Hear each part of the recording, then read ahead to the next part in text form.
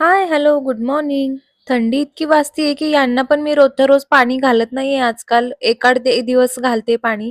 पण बाकीची सगळी झाडं माझी छान वाढली आहेत. पण हे मात्र काही चांगलं होईनाच झालंय. त्याला इतक्या मुंग्या लागतायत ना. कोणीतरी सांगितलं होतं हळद टाक. मग मी हळद पण टाकली पण तरी पण ते तसंच आहे, तसंच आहे.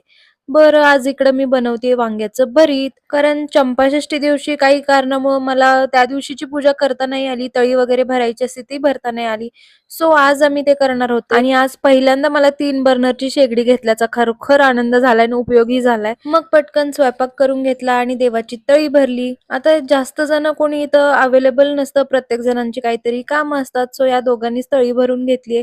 मग मी छान भरीत, रोडगा आणि बऱ्याच काय-काय असतं या नैवेद्यामध्ये जे मला आईंनी सांगितलं होतं ते मी आज सगळं बनवलं होतं आणि नैवेद्य भरून घेतले होते. नेहमी आई असतात सांगायला, पण आज त्या गेल्यात ट्रिपला. त्यामुळं मी एकटीनेच केलं होतं. एका पिढीकडून दुसऱ्या पिढीकडे फक्त संपत्ती, प्रॉपर्टीज पास ऑन होत नाही, तर ह्या सगळ्या गोष्टी पास ऑन होतात. म्हणजेच आपल्या परंपरा असतील, आपले संस्कार असतील. मानलं तर सगळं आपलं असतं, नाहीतर काहीच नाही. बरोबर की नाही? तुम्हाला काय वाटतं मला नक्की कमेंट करून सांगा. बाय.